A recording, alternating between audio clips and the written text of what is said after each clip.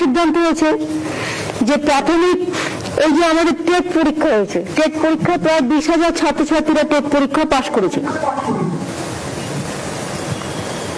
এখন যেহেতু এই সিচুয়েশন আছে, টেট পরীক্ষা হয়ে যাওয়ার পরে ওরা একটা ইন্টারভিউ করে, রিক্রুটমেন্ট ড্রাইভ দিতে হলে ওরা শূন্য পদগুলো ফিল আপ করে। সেই জন্য আমাদের 16,500 সফল প্রার্থী, মানে পোস্ট এখন শূন্য পদ আছে 16,500, কিন্তু পাশ করেছে প্রায় 20,000। তাই কেমন পাশ করেছে টেট পরীক্ষা 20,000, কিন্তু এদের আবার একটা ইন্টারভিউ করা হয় রিক্রুটমেন্ট ড্রাইভ করে, যে সবকিছু কাগজপত্র ঠিক আছে কিনা এসব দেখবার জন্য।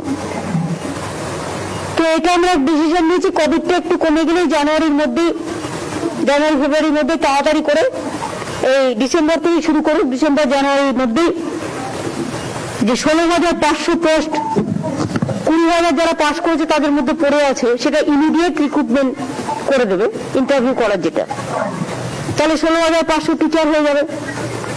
আর বাদ বাকি যেটুকু থাকবে 20,000-এর মধ্যে যারা সফল হয়েছিলেন তাদের আবার ফেস বাই ফেস করে দেবে।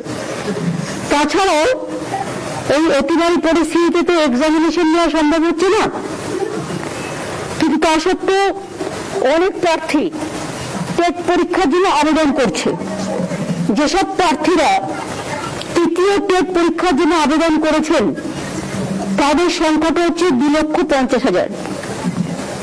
তাদের জন্য বিদ্যালয় শিক্ষা বিভাগে প্রাথমিক শিক্ষা পর্ষদ যত শীঘ্র সম্ভব অফলাইন পদ্ধতিতে পরীক্ষা গ্রহণ করবে।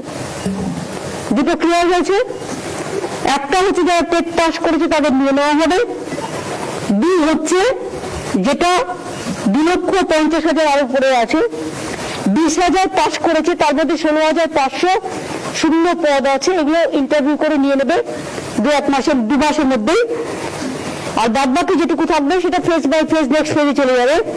এবং তার মধ্যে 2,50,000 আরো আছে যারা তৃতীয় টেট পরীক্ষার জন্য আবেদন করেছে, এবং তাদের পরীক্ষাটা প্রাথমিক শিক্ষা পর্ষদ যত তাড়াতাড়ি সম্ভব অফলাইন পদ্ধতিতে পরীক্ষা গ্রহণ করবে।